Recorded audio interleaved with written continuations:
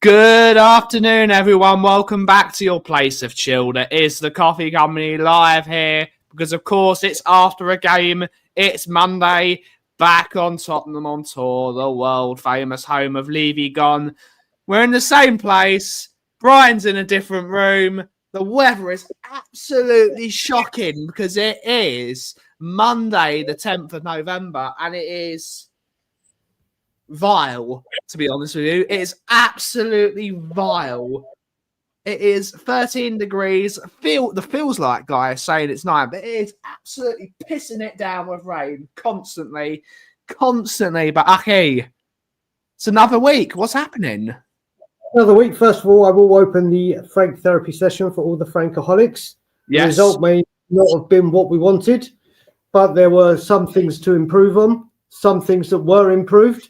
We'll get all into that.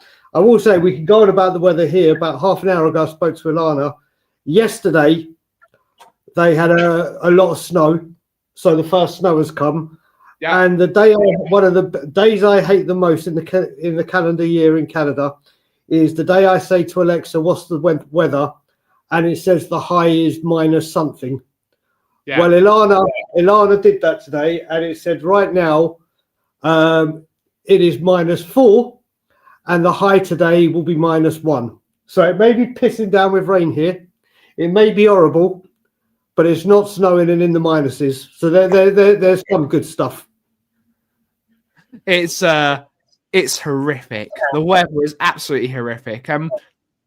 We're here after, and the people are out. People are in utter meltdown like we usually are.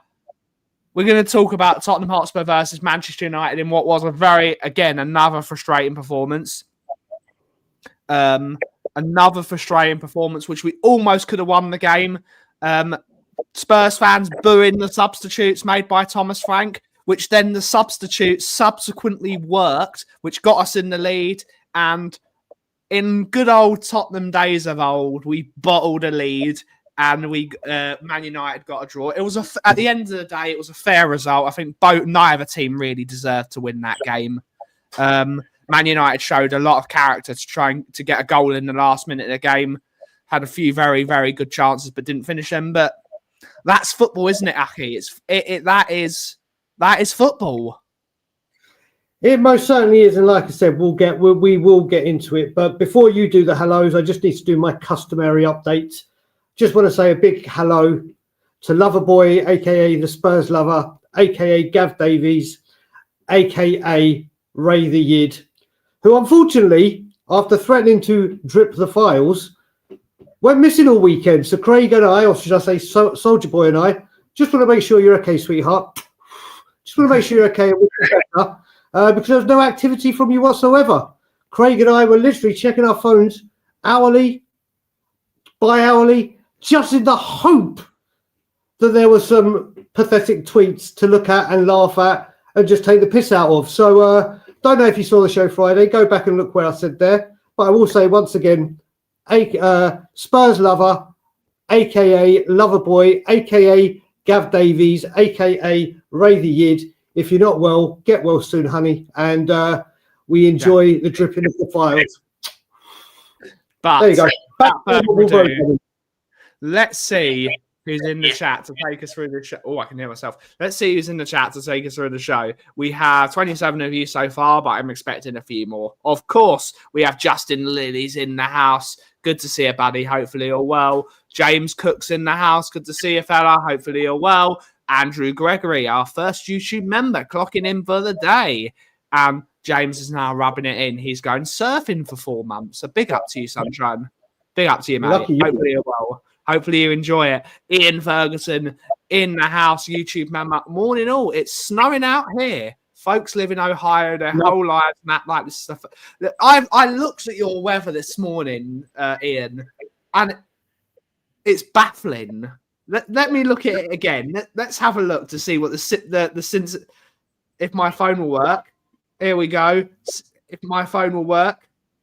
So today it's -3, then it's 4, then it's 13 for a couple of days, then it's 18, then it's 12, then it's 9, then it's 10. Your weather needs to make its mind up, sunshine. It needs to make its mind up. Either make it warm or make it cold. Not it's like ascending order. It's like that. It's like Spurs' form. Up, down, up, down, up, down, up. What happens this time of year? It's what happens this time of year in parts of North America. Indeed. But let's see who's also yep. Frustrating but fair. A Tavakron Wembley one's in the house. Good to see you, buddy. Good to see you. Jason Bell's in the house saying good morning, everyone. Good to see you. Hopefully you're well. YouTube member Craig O'Sullivan's trying to wind you up, saying Richie out, Frank out, Poch back, Kane back. He's half right with you out. Hashtag release the files. Hashtag Loverboy. Indeed. Colin Crossamano's in the house. Phil P. Woo! See ya. Hopefully you're well. Just watch the highlights of the Canadian Premier League final. Played in a blizzard and featured an icicle kit. Big up. Yes. Yeah, yes. saw that. Yes. Scotty M's in the house. Good to see you. Hopefully you're well. In Alberta. Whoa. Scott, what's the weather in Alberta right now? Cold, probably. Cold. Yeah, if we've got snow -4, I hate to think what he's at. We got Tom81. Roomies in the house. YouTube, good to see you, buddy. Yes, absolutely dreadful weather. Dreadful. And we got Lily White Lane. Good to see you, Robbie. Hopefully you're well. Let's talk about the game before we have a bit of a chat. Indeed, he looks like a quality goalkeeper. It's really funny. I think United's biggest problem last year was their goalkeeper. And I think it's been their problem for a few years now. They have improved exponentially just with one new player. So I know a lot of people are trying to say, oh, how dare we draw with Man United? They're shit. They're this. They're that. They're this. They're that. And they're not a good team. We should be easily beating them. We've beaten them 4 times in a row. We should beat them again. That's not how football works. It's not how football works. Just because you beat someone last year doesn't mean you're going to beat them again this year. And they have been performing much better this year. I think we are still trying to go down this sort of a path, and we're still trying to work it out with the problems that we've got at the football club, because there are it's come out. Randall Kolomoani's got a fractured jaw now, so he's going to be out for minimum 2 months. He's going to be out for 2 months, so it's another injury. That's the 12th injury for the squad. It takes a while. It takes a while. We seem to have no luck, do we, Aki? It seems we've got no luck. Well, first of all, the people saying that we should have been Man United, whether we should have or not, if you're going by that thing, Manchester United went out of the Carabao Cup to Grimsby, but then went to Anfield and won. Football doesn't make sense. Football doesn't make sense all the time with the results. Look, as we went into that game, let's call it as it is. The lineup, Frank got it horribly wrong. We're putting Richie at left. I was on, I can't remember who said it on the fan show, and you know, it's the one thing that I can think of that made any sense about it. We were asking people, why do you think he did it? And someone said, you know what, I think he was doing it this is not guaranteed, that he thought Ahmad was going to play at wing back and he wanted more power and strength to maybe be able to get the best of him. Maybe that was the reason, maybe it wasn't the reason. He got it wrong. He did get that pick wrong. Destiny, should he have started? I wanted him to start, but let's face it, I'm not in the Spurs medical team. I'm not at the training ground. I don't know if he was fully fit. He's coming back from either a minor knock or some form of injury, or that was a cover-up to what happened to him in his personal life. So was that the wrong decision? I don't know. For the starting lineup, but we saw the difference as soon as Destiny came on and Spence went right. You see just how pivotal, like I've been saying, Destiny or a left-footed left back is pivotal to what we do. People have been asking for Sarr to play week on end when he wasn't. He is now. He's doing nothing. Should it have been Bentancur over Paulinho? I would have gone with Paulinho. Could it have been right? Who knows? But there are issues there that need fixing and need addressing. But for all the people that said they wanted to see a more attacking, offensive style of football, you got that. Chances, first half, how Richie's missed that from that incredible Brennan Johnson cross, I have to say. Incredible cross on his left foot. How he's not even getting a contact on it. But then in the second half, we played some great football. And if it hadn't been for the Man United goalkeeper you just mentioned, Buddy, we would have won it. Yeah. So there are things that need to be fixed and addressed. Granted, Thomas Frank has got to fix that quickly, especially at home, and realise we're Tottenham Hotspur, we don't do this, or we need to be better than this at home. But there are things to take from that game, as in chances created, the way we played. The subs actually made a huge difference. Would they have had the same impact starting? We'll never know. But the one thing I will say with Mwani, one good thing has broken in the last hour. Seeing that this injury looks like it may be more than 2 months, Spurs can replace him under new UEFA Champions League rules and can call up Matisse Tell. So whether he came on, took that goal fucking brilliantly. Spurs, if it is going to be more than 2 months, which we would imagine it is, Spurs can make that change. And Simmons also looked a hell of a lot brighter. Indeed, it's just we've got no luck. We've got no luck. There are some good points. There are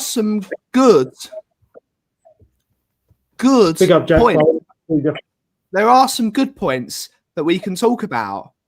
There are some really good points. It's another game where Odegaard has come off the bench, and I've been sort of doing this, what's it called? Fake, sort of not fake, but I've been over applauding Wilson Odegaard just because I think it's funny. Yep. He's actually getting better. He's coming off the bench and impacting a game of football, which is brilliant. And people should be celebrating, or not celebrating it, but they should be saying, okay, he's getting better. That's really, really good. Brilliant. Matisse Tell comes off the bench, scores a goal. That's brilliant. That's great. Yep. It's good that players are improving, of course. Massive issues still, but I'm still not seeing what the fuss is about. I still don't know why everyone's in meltdown. I don't understand why fans were booing the substitutions, because clearly that's the reason why they're not managers. Because he made the changes, the fans booed, the changes worked, and we got in front of the game. What happened was a lapse of judgment. A lapse of judgment, it happens. And United score a goal. It happens. But the manager got it. He got the starting lineup wrong. I will say that he got it totally wrong. But he got the substitution spot on, and that's management at the end of the day. And he almost got it right fully. But this is a more settled Manchester United team. This is a Manchester United team that's now starting to get better. They're now finally starting to grips of what what's the man Ruben Amorim wants, and they are improving. There is a reason they have got a better position in the league at this moment in time as it comes to last season. Both our teams finished in the bottom 5, and you can see that both teams are improving in certain aspects. Yeah. So I mean, again, if we'd won that game, we would have been second. Yes. If we'd won that game, we would have been second. Yes, we got the late draw. We're still in the top 6. Yes, I've seen that thing. We're 8 points off top, 8 points off bottom 3. That's what it is. I think there has. I mean, one thing I will say that Frank has got to stop doing is coming out and saying he played very, like in his post-match interviews or press conferences, going on about how well we were. Like there are patches of play where we're not. We're not. There's been some good performances by players. Players are coming in and starting to understand it. But there were times, if you look at both halves, we came out all guns blazing and it looked like we meant business. Then we just dropped off. Whether we dropped off or United stepped up, or it's a bit of both, you never know. But I'm sure he's saying something completely different in the dressing room. I'm sure he's saying something completely... Managers are always a bit happy. Apart from the likes of Mourinho and Conte, who we know are the elite of the elite when it comes to management, they are the guys that have bin there, seen it, done it, win everywhere they go. They're allowed to be, because that's just them. Most other managers, and we're talking Pochettinos, we're talking, they are always a bit happy clappy. They're never gonna come and throw their players out under the bus and say, "Oh, this guy was crap. They're never gonna do it. It's not going to help them, and most importantly, it's going to get them sacked because the whole dressing room will turn on them. They're never going to do it. They're never going to do it. So, yes, I agree with you. He needs to start being a bit more critical of the performances, but I like that he's praising certain aspects. It's going to take time for it to work. It's going to take time. We're in a decent position at the moment. We'd all love to be first, but only one team can be first at a time. Yep. It's going to take time for it to work, isn't it? It's going to take time. We're going to need a load more players because of the amount of injuries. And I feel like it will get better over time. But there are good points of the game. There are bad points of the game. But it's not 3 months into a job. Most people would accept that Spurs being in the top 5, only losing 3 games of football, being 8th in the Premier League. Being 8th in the Champions League, 8th in the Champions League, 5th in the Premier League. Spurs fans would accept that. So there is this, Spurs fans have put themselves on a pedestal. That Spurs fans think we're a lot better than what we are. We need to be realistic. This is actually a decent position to be in at this moment in time, but we've got to improve. We've got to improve. Very, very, very, very. But it's going to take time, isn't it? Yeah. Listen, it is. It is going to take time. As I said, it will. It will, honestly, big up to everyone that's coming in as well now. It is going to take time. And like I said, I'm going to give him every single second that he needs. I'm going to give him every single second he needs. It will take time. He does need to fix things. I'm not clueless to not say that. There are things that he needs to work on and sort out and resolve and get the better of. And I'm sure he will. I'm sure he will. But we're getting to a point now where you have some Twitter accounts that are just, one was telling a blatant lie today, saying that Ange had more points at this point than Frank did, when actually he didn't. So there's but we won the first 10 games. He didn't. No, I'm not talking about the first season. Ben, I'm not talking about the first season. That's why I said last season. We have. There are things. Listen, I'm probably known as Frank's biggest advocate on YouTube, and I will protect him at all costs, and I will defend him at all costs. But that doesn't mean I can't call out what I see that needs to improve. And there are things. Every manager has that. Every manager in every position, not just in football, will have areas of opportunity to strengthen and grow. And he needs to do those bits on his. Yeah. We will see what happens come January, come the summer. But right now is what I want to focus on. And it is what it is. What we've got is what we've got. Until January the 1st, what we've got is what we've got. And this is what we've got to, and this is what Frank's got to sort out now. These 2 weeks will hopefully give injured players like Kulu, who apparently is going to be back in contact training after the international break. Still be a little while away, but that's another positive bit of news for strength in depth. And do you know what? In a game like Saturday, Kulu was the exact kind of player we were missing. Indeed. I agree. So we'll see where it goes.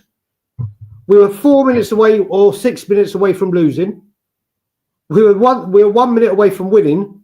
And like you said, probably got the draw, which was the fair result. But we created the bigger chances. We created the better chances. Their goalkeeper made a couple of outstanding saves. And we take a draw. I'm going to take this point in the show to flame Angus, because Angus needs to show a bit more humility. A moment after the game had finished, Angus started texting me that we were bottle jobs, and then Arsenal did exactly the same thing 24 hours later, conceding in the last minute. So Angus, love you, buddy. Show a bit of humility. You guys are having a meltdown over Sunderland moving the pitch, the advertisement boards 1 yard forward, so you couldn't take a bit of humility, Angus. A bit of humility. It's still very early on. We're 3 months into a project. Calm down. Can I just say as well, when it comes to that, every single home team in the Premier League has the right to change the pitch dimensions or Indeed. do what it does to give them an advantage. So if Sunderland had highlighted that as a area of strength for you and they wanted to eliminate that, they had every right to do that. Teams adjust their pitch on a game-by-game basis, depending on who they're playing. It's not always at the same dimensions. There are Premier League given measurements that Premier League teams can be for these things, and it's up to the team for them to do it. Indeed, Tom. Indeed. Jack, he did. Jack was brilliant at the weekend, but yeah, he does need to stop this Southgate stuff. He does need to, but it's going to take time. It's going to take time. It's going to take time. If he doesn't, do you know what? If he had played Bentancur and Sarr, maybe it would have. But I go back. See, do you remember before this game in the build-up when I said if we play Destiny, I don't care if it's Paulinho and Bentancur, because he had such balance and offers so much more to this football team. The team were backwards, sideways, whatever, until Destiny came on. And that wasn't just because Destiny changed everything. It's because straight away you've got that balance on the pitch that they can go down both sides. I would love Destiny to play every single game 90 minutes, but we know he can't. We know he can't. That's why for me right now, signing a left back has become like the priority signing for me. Because we can't keep putting like that. I've been saying it in chats, Brian. The first thing I would do in January is I would spend 50, 60 million on Anthony Robinson from Fulham. It's the first player I buy. Robinson, get straight away. Just ask them, what do you want? What do you want? Just go to them and say, how much money do you want? And buy him. Because he becomes our starting left back. And with Destiny as well being there or thereabouts, I think Robinson we have to buy a left back. It's a massive difference. Totally. He having that left-sided balance, and he teams up. He's got a very good understanding with Wilson. Very good understanding with Wilson. It changes because we can go down both flanks, because we can do more things than just try and get Xavi, and there's no movement up top. There's been no movement up top. I speak with Craig pretty much every single day. I went from the left winger being the priority when the window's shut, to then a striker, to then a Morgan Gibbs White, Conor Gallagher kind of player. Now I'm sticking at left back. We need a left back. Both those players are needed. We need a number 8, and we need a left winger. And I disagree with you, Scott. Spence is showing to be an absolute weak link in this football team. In terms of on the left, from the left, he's if he was playing on the right, he's so much more comfortable. Defensively, he's okay. Defensively, he's okay playing at left back. Going forward, he's absolutely shocking. He can't use his left foot, which is perfectly reasonable. He's a right back. Yeah, he's a right back. Correct. So we have to. Correct. We have to be able to do it. I want a goal scorer first. I also agree with you. We definitely. No, this is the difference. I think come this January window, I think we need to sign, as in full time, not loan a left back, buy a left back. When it comes to the striker, I think we can only loan someone for 6 months. We're not going to get the striker in January that we want. It's just whoever that may be. Whoever that may be, unless they're in real financial hardship or the guy's demanding a move away, you're not going to sign a star striker that could be Spurs' striker for the next few years in January. I want Thomas Frank to be speaking to Paratici, going, see how much of the wages the Saudi Arabia team will cover for Ivan Toney and go get me Ivan Toney on loan for the rest of the season, because that guy comes in. People will say Dusan Vlahovic, but he'll have to come in. Does he know the league? Does he know the language? Will he suit? It's either hit or miss. Ivan Toney comes to this league, it's a hit instantly. He knows what to do. So I think getting a centre forward in is very, very important, especially with the news with Mawani. Fuck knows what's going on with Solanke. Richie will hopefully be going back to Everton or somewhere. But I think we can get a left back. I think you can, like you said, with Anthony Robinson, whatever the fee may be. I think he is a gettable player. I had other people, when I put this a couple of days ago, give me other left back options that I hadn't heard of. And like I said, Jed Spence, when he went right back, he put in that stunning cross for Richarlison that the Man U defender did. He did exactly what we needed him to do. Destiny's crossing sometimes can be very poor. He had a couple of opportunities where he could have crossed it, or he took on an extra man, then crossed it. Jed Spence just ran down the right wing, whipped it, a brilliant crossing. He can do so much better for us on the right because Porro needs a rest. Yeah, he does. There's a lot of people slamming Porro's performance on Saturday, and his passing was woeful for most of it. But if you want to look back in the years, the guy that has put in the most minutes in domestic, European, then gone to play for his country and played most of the minutes for his country, Pedro Porro is not a machine. He is not a machine. We need to have and to have him and Spence, they both offer completely different things. There's certain games where Frank will want Spence, or Spence could do better. There will be times where Spence can be better. But it shows when Destiny Udogie gets on that pitch, we look like a completely different team for balance. Completely different. I'm totally agree with you in regards to getting in an Ivan Toney type figure. Not only does he know the league, scores goals, hold up players also a massive part of his game as well. He adds a bit of swagger. This team needs a bit of swagger. Richie got a good goal in, although you could say a bit fortunate, but he scored. It's a goal. It's another feather in his cap. What you need a striker that's going to stay on his feet. I'm fed up of watching Richarlison falling over. You need your centre forward to be standing his centre backs up, turning them, making their lives miserable. I don't see Richie making their lives miserable. I see him falling over constantly. You don't want your striker to do that. You need your striker to bully the opposing team centre backs. We've got to see more of that. We must have a striker that can help bring players, and again, that would help the wingers of our team as well. We need right. Take Strand Larsen. Strand Larsen's better than Richarlison, absolutely. But good goal we scored. You got to give it credit where it's due. It's a really good goal. You look at it. Xavi, much better, much better. But once again, he gets the ball, and sometimes we're slow getting the ball to him. And even when he has got the ball and he's running, I've said this for a while, and it's not just a Thomas Frank thing. We had it with Ange Postecoglou. We certainly had it with Conte. We certainly had it with Jose. The only time I remember having it properly was with Poch, was the lack of movement. There is no movement. And when you've got someone like Xavi who can play that ball, defense splitting ball, or that cheeky pass, or take players on, he needs movement. He needs movement.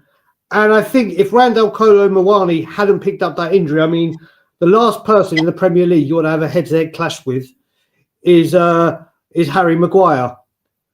He's got a massive head, as the song says. He's got a massive head. And it just shows. And that's why you saw him holding his jaw a lot, or probably why he drifted out to the wing, so he wasn't as heavily involved, obviously.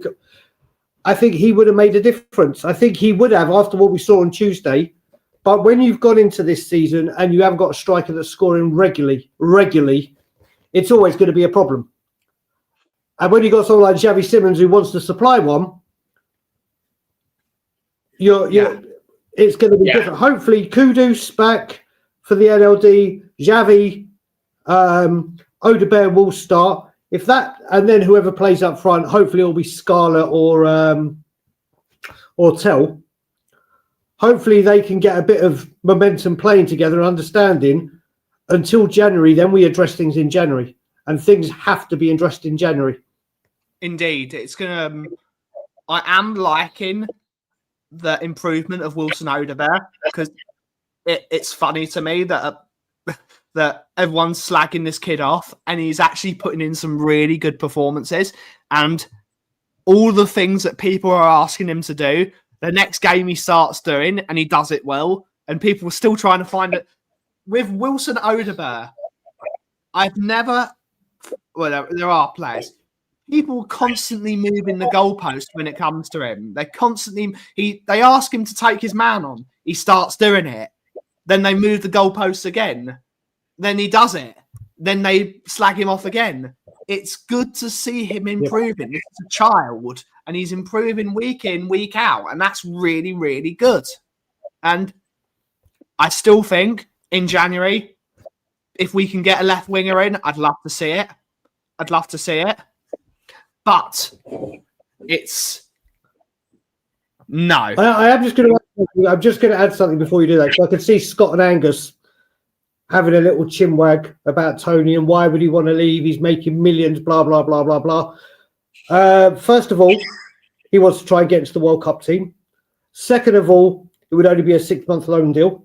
Third of all, his wages wouldn't change because the Saudi Arabian team would need to supplement it by a very, very large chunk. So he's losing absolutely no money. Gets to come home and play in England. Gets to hopefully force his way into a World Cup squad, which will probably be his last opportunity. All the reasons are there. And of course, there's Thomas Frank. So he's got absolutely every single reason to want to come here because he won't get into the international team playing in the Saudi league. That's what's happened with lots and lots of players for represent the countries they represent. There is more chance of us getting Ivan Toney than there is Dusan Vlahovic. Put it that way. I think both are on the table. I think both are on the table because Juventus do need to. Right. They need to start cutting their wage bill. There is a massive financial struggle over in Torino. There's Good for Juventus. I don't want Dusan Vlahovic. Dusan Vlahovic come here. It might do, but then again, it might not. But with Ivan Toney, you know that he comes to the Premier League, has scored goals for fun in the Premier League, knows the position that he'll be and the role will be asked to play. So I literally, if someone said to me right now, and I was in charge of Spurs trial, you can have Ivan Toney or Dusan Vlahovic, I'm taking Ivan Toney before you even finish the word Dusan Vlahovic. Done. It's not even a question for me. Let's ask the people in the chat. Spurs are about to bring a striker in. Let's just say guaranteed, and it's either Dusan Vlahovic or Ivan Toney. For the 52 that are in here, which of the two are you taking? Just answer Toney or Vlahovic. Like I said, on the knowing that one of them will come for sure. I'm not saying one will come for sure, but I'm saying in this scenario, either of them are prepared to come. Which one are you taking on a 6-month loan till the end of the season? Good stuff. We've got some answers. We've got Miguel. Good to see you, buddy. Hopefully you're well. Hopefully you're well, Michael. Hopefully you're well. Good to see you. Yeah, we're never getting Yildiz. We're never getting him. He's top quality. He's a very, very good player. I would say never say never when Fabio Paratici and Juventus are involved. Never say never. Very unlikely, but never say never. Let's see what people are saying. Michael is saying he would... I wanted Toney, but I just realised we ain't getting him. Michael would like Vlahovic. Toney, Vlahovic is not that good. Toney.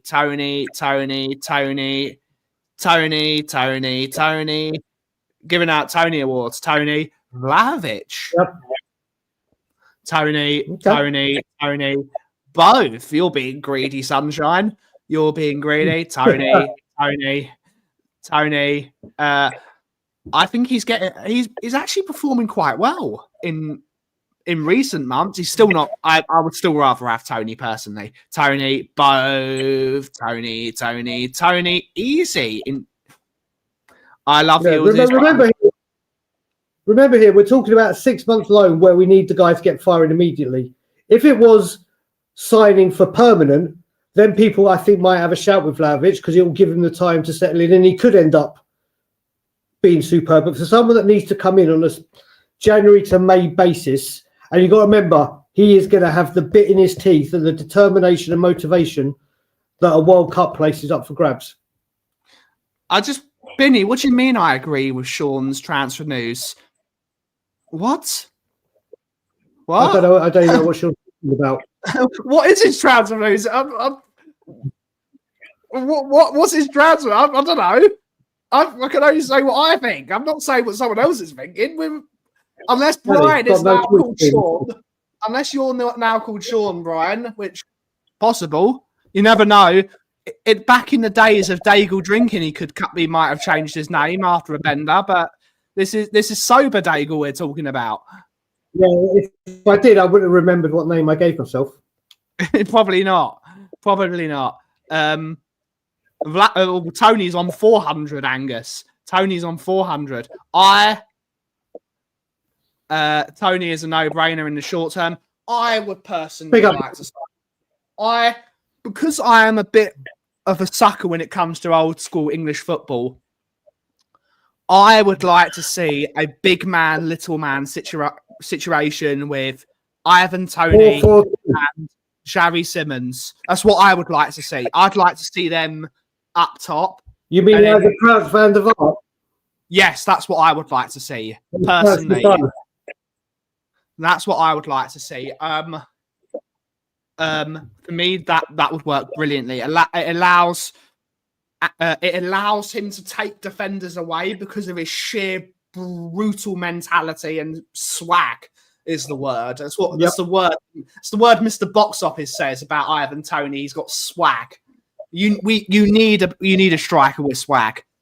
Using his, because I think Richie sees himself as a bit of a hard man.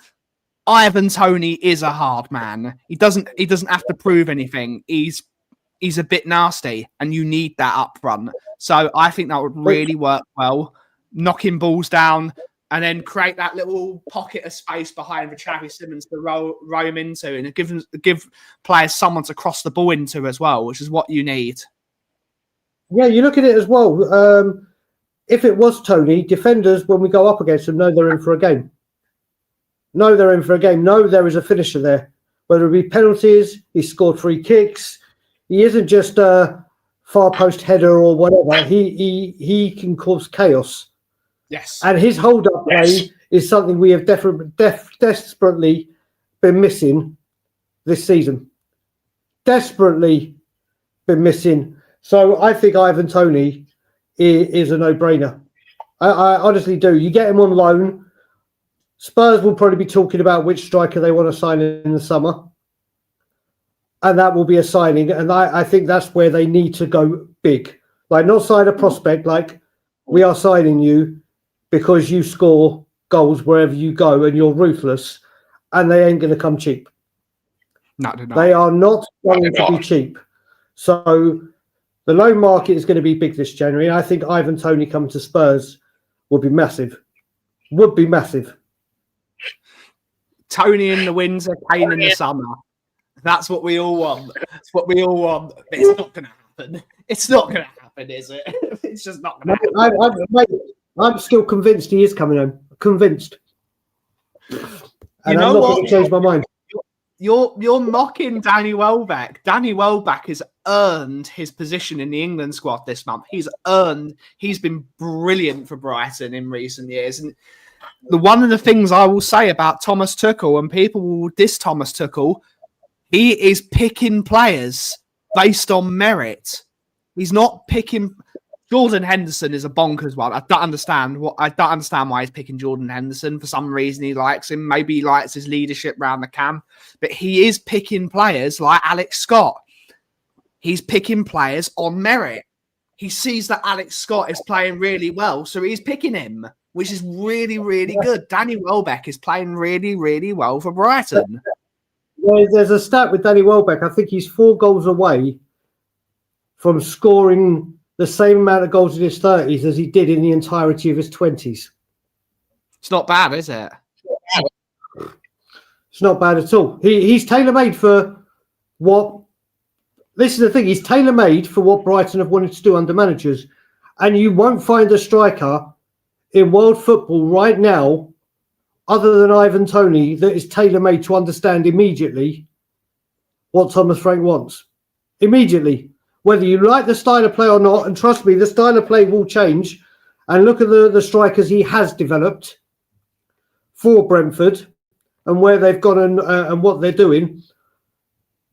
If he gets the players he needs and says, right, this is a strike force I need to play the kind of football I want to, then things will change. And we'll see things change when players come back. But one thing I will say about Thomas Frank, you don't hear him bang on about injuries. You may say he's injured away. He hasn't harped. Where he has gone on and said things are really good in the games when they haven't been, you won't hear him constantly talk about injuries. The injuries are there, they're there. It's part of football. Yes, we are cursed regardless. But these players will come back. And like I said, it's the start. And I think we're going to have a massive January. And when I say massive, I don't mean we're going to sign 3, 4, 5 players. I mean, we are going to sign players that Ivan Toney wants of quality, whether that be one permanent and a couple of loans. And then we go from there. And then we go from there. There are good things happening. There really are. But there are parts that need to be rectified. It's what we've been saying this entire show. It's going to take time. It's they're relearning the fun with a lot of injuries, and it is not an excuse. Injuries, I will say, injuries are not an excuse. But we have to get the best out of what we've got, and we have to buy some players. Even with I think the only 2 players you can really say would come into this squad and make a massive difference are Dejan Kulusevski and James Maddison. We could really do with their quality. We need their goals. We need Dejan Kulusevski's hold-up play. We don't have a single midfielder that can get hold of the ball and run with it. We don't have it. We need a midfielder that can grab a hold of the ball and use. We need players like that. With Maddison in the team, having Maddison in the team, with that leadership skills he's got, and his goal scores that he does, we need these players. I don't see Solanke coming into the team and really doing that much different. Personally, I don't rate Solanke. It's going to take time, and we need a load more players. And as we've been saying, this is when all hail Vivian Lewis, as we've been saying. If you get it wrong, you're on the chopping board as well. She's got 2 windows. She's got 2 windows, but I will say I do want to quote something you just said and have a little discussion about it and see what people feel, because I know it's split a lot of opinions. And I haven't spoken on this. I think it's the first thing I've been on since We Are Tottenham TV. And I don't think James Maddison particularly showed leadership material on Saturday.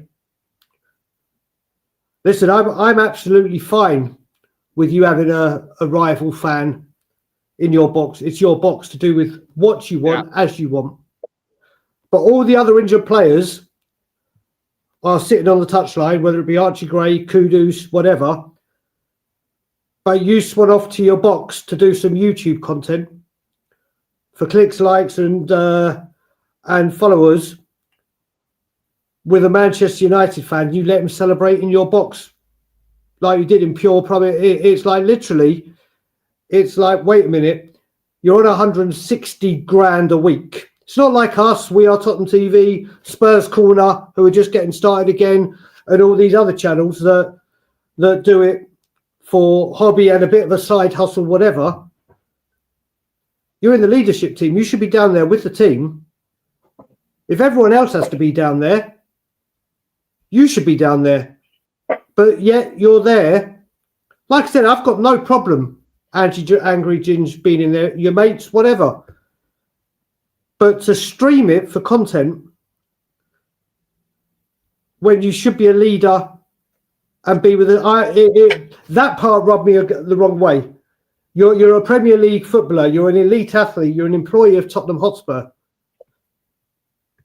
Some of the stuff he's done on his channel is brilliant, an insight to the club that you'd never see, whatever. But I think that was very unleadership material. Like, I don't see that much of a problem, to be honest, Aki. I don't see much of a problem. Unfortunately, that is the double-edged sword of being a content creator as well. He probably sees that this might be his way down by hook or by crook, unfortunately.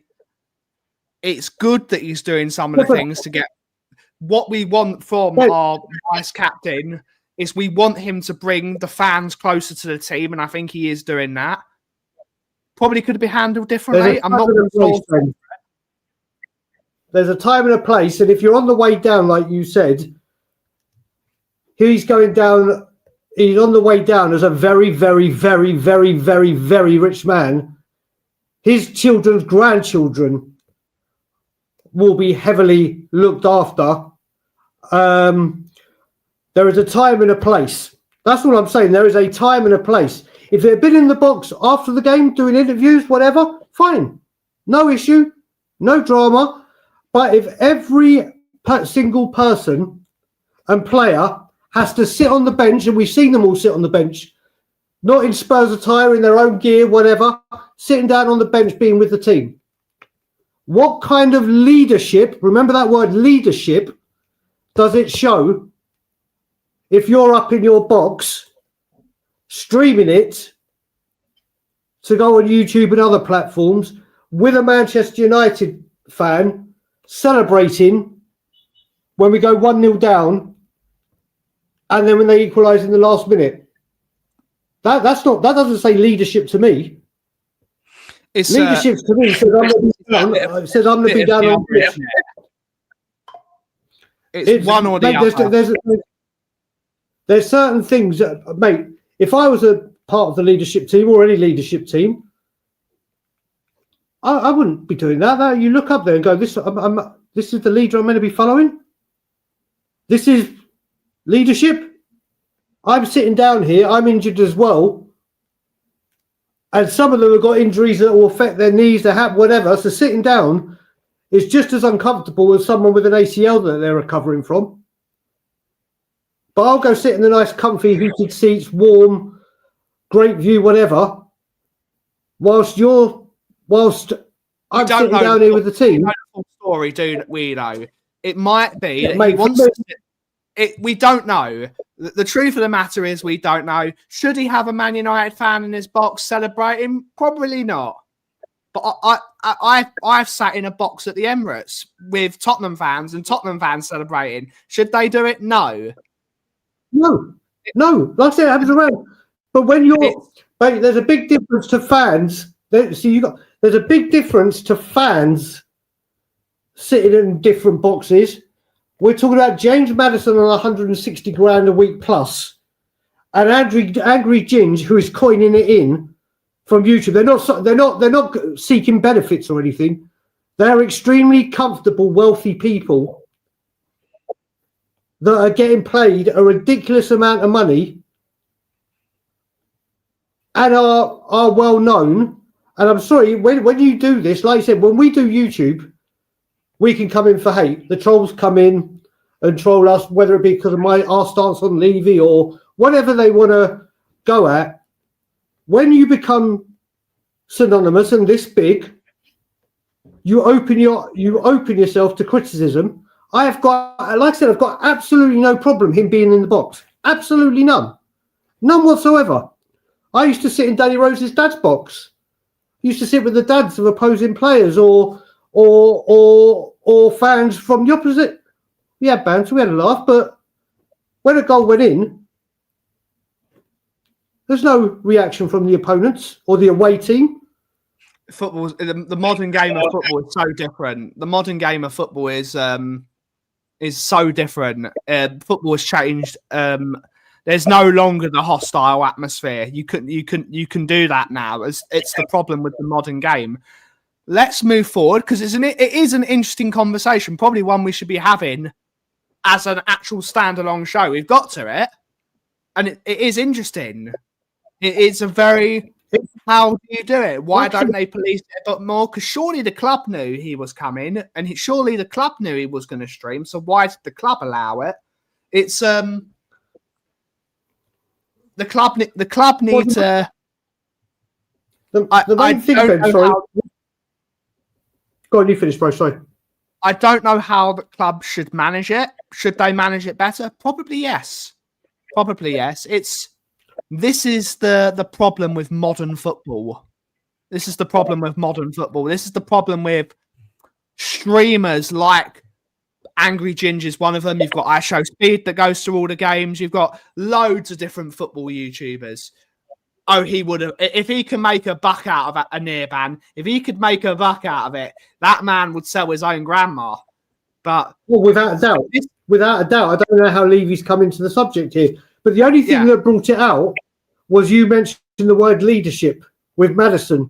To me, what he did defies leadership. Not defies, is the absolute opposite of leadership. Leadership is being in the trenches with your team. Leadership is being there and giving words of encouragement to the team. Leadership is all for one and one for all. Not leadership is seeing that I'm a leader, I'll go sit in the box and watch it with all the great things that comes with it and stream it and allow. If that was my box and I saw a fellow Manchester and I had a friend and he was a Man U fan, he got up, I'd tell him to sit the fuck down immediately and have some respect. End of discussion.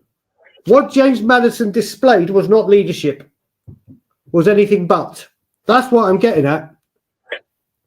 It doesn't personally annoy me that much, but I just see it as the rot of modern football, and it's with content creators and football. Like Angry Ginger's the tip of the iceberg. With people like I Show Speed, for example, there's so many football YouTubers now that will just use that. It's the decline of modern football. It's the problem with a football world. It's the problem with the football world with streamers involved. But let's move on. We have now got an international. But it's a good conversation because I don't disagree with what you're saying. I don't disagree with what you're saying at all. But unfortunately, this is modern football. Modern football is not the same as the football. Like, I remember when we beat Chelsea 2-1, when Aaron Lennon and Michael Dawson scored that first win under Martin Jol. I can't remember who scored for Chelsea. It's a long time ago now. I just say, Ghosted has just absolutely fucking nailed it. He is bring up his comment. He is absolutely bloody. He's nailed it. He's absolutely bang on nailed it. Well done, Ghosted. I applaud you, brother. Spot on. Back to my point. When Spurs beat Chelsea 2-1, Aaron Lennon and Michael Dawson scored. It might have been Joe Angus. A Chelsea fan got up because it was 1-0 Chelsea. He got up and celebrated. Every single person hit him when the steward escorted him out. Every single fan punched him on the way out. That's what it was. Football's a different game now. Fandom of football is a different game now. Well, the other thing to talk about this before we go to international break, and Spurs, this is all on you because of the pricing and what Levy has done with making these tickets. The amount of United fans, and it's not just Spurs, but it is happening easily at Spurs because we do have empty seats right now. The amount of Manchester United come here and got tickets in our end is disgusting. And it's because of the overpricing of tickets. Mate, I hope, and I hate to sound disrespectful to the people. If you sold your seat to a Man U fan, I hope you get your season ticket revoked. I honestly, it's come to the point. There's giving your ticket away to friends or selling it on the exchange, but giving it to a United fan. But that's not the Spurs fan. Are they being? Fans. Is it Man United fans buying them on the ticket exchange though? That's what I'm saying. But it's because they're so overpriced, and because of the new ways they've gone around this. This didn't happen 3-4 years ago. Perhaps a Man United fan paid the 25 quid for the membership and then bought a ticket and then cancelled their membership. You can do that. So the system's all wrong. The system's all we had this conversation last Friday, Brian. The tickets are too expensive. Stop pricing out Spurs fans. If you stop passing out, you're going to have more Spurs fans in the stadium. It's simple as that. But let's move on to the international break. I think the international break has come at a good time for Spurs now. I think a lot of the players that have not been called up need a bit of a break. I think Spurs need... Of course, you don't want to end the international break on conceding a last-minute goal. That's never going to be what you want. I think this is a good time for an international break. I think we just need to put ourselves on ice. What do you think? Is this the right timing for you, Brian? I think the last two international breaks have come at the right time for Spurs. Remember, this is the last one till March. So after this, it is non-stop football. Big up to you, buddy. Big up, Mike. I love that name, Mike. I'm a massive EastEnders fan, so whenever I see that, it makes me laugh. And Rain is right. They're going on general sale now because they can't sell them. So that's another issue which has been generated by Tottenham. This international break, I think, is absolutely pivotal for Thomas Frank. I hope he addresses, and first of all, before we talk about that, because I was about to talk about his coaching staff, I just want to say a massive, massive well done to Sky Sports and Justin Concrane for an incredible interview that is now available on YouTube on Sky Sports. I don't know if people knew, I certainly didn't know.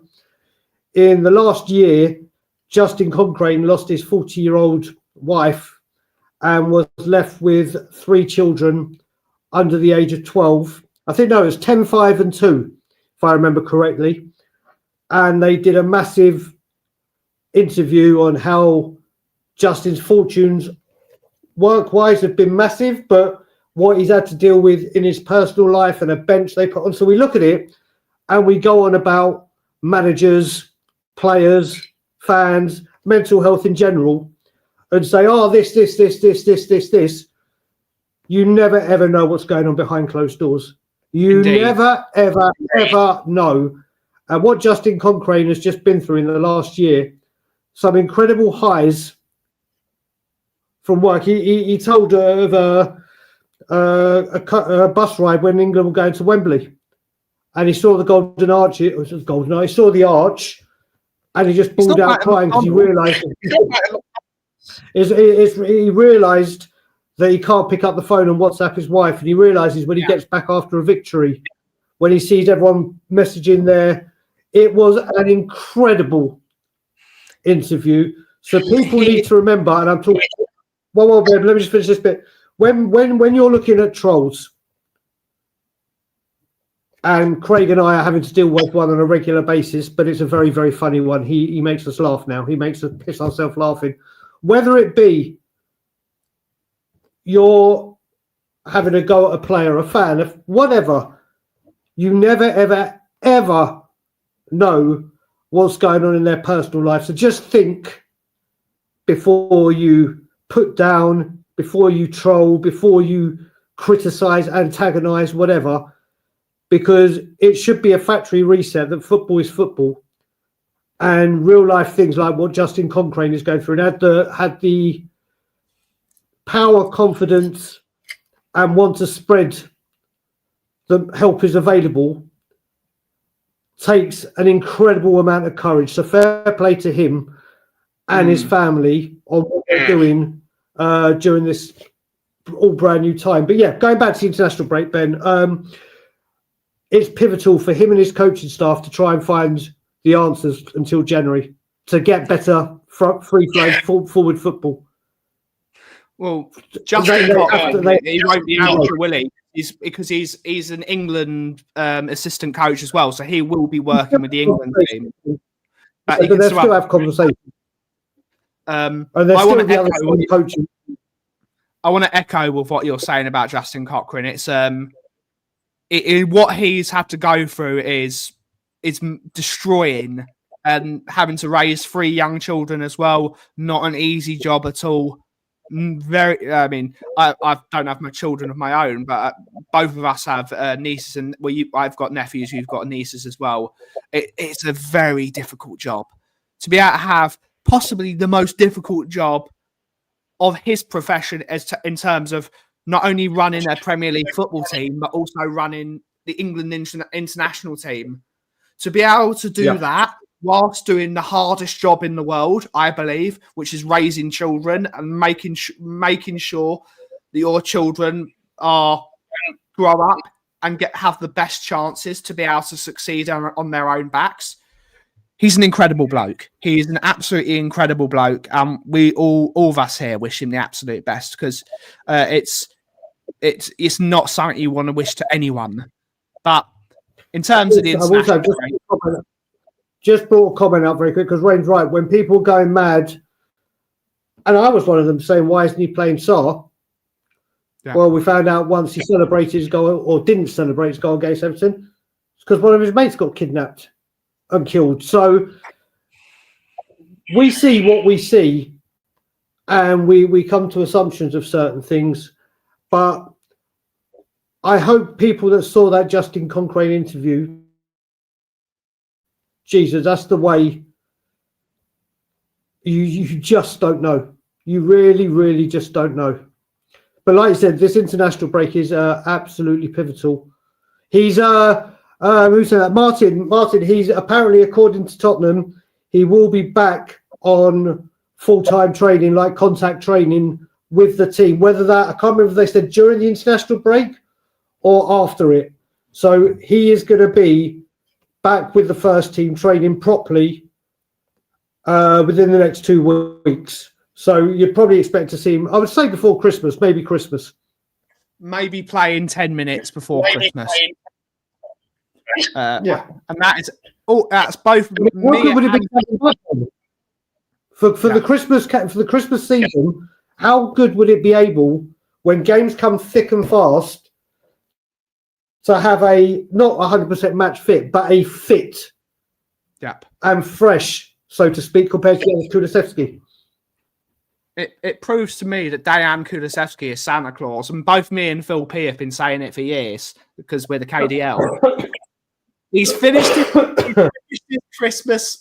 his Christmas stuff. He's coming back to Spurs, and he's hitting the ground running. My man, the KDL is here. But on that note, we've reached the end of our hour. We will be back on Tottenham on Tour very, very soon. We'll be back on Friday for another pre-match show. And tomorrow... we will, Ben. I don't think we will Friday before you say that, because the rest of this week, Simeon needs to take a few days off. So I'm in the studio with Simeon Ben every single day. So depending on what time we do things, listen, they've activated my loan clause. So my loan clause has been activated. So I will be with them. But if we don't need to be until later, then yes, we'll be about Friday. We will be around somewhere. But thank you all so much for watching today's show. Have a wonderful rest of your day. The Coffee Company will be back tomorrow to talk about the latest developments of Kauffie 2.0. We're getting closer. We're actually now getting closer. So have a wonderful, wonderful rest of your day, everyone. And as always, yes, summer is brewing. Take it away, Aki. Therapy session for all the Frankaholics is closed until further notice. What I will say, though, is Thomas, Frank, Thomas, Frank. All hail Princess Vivian. All hail Princess Vivian. And as always, Levy's gone.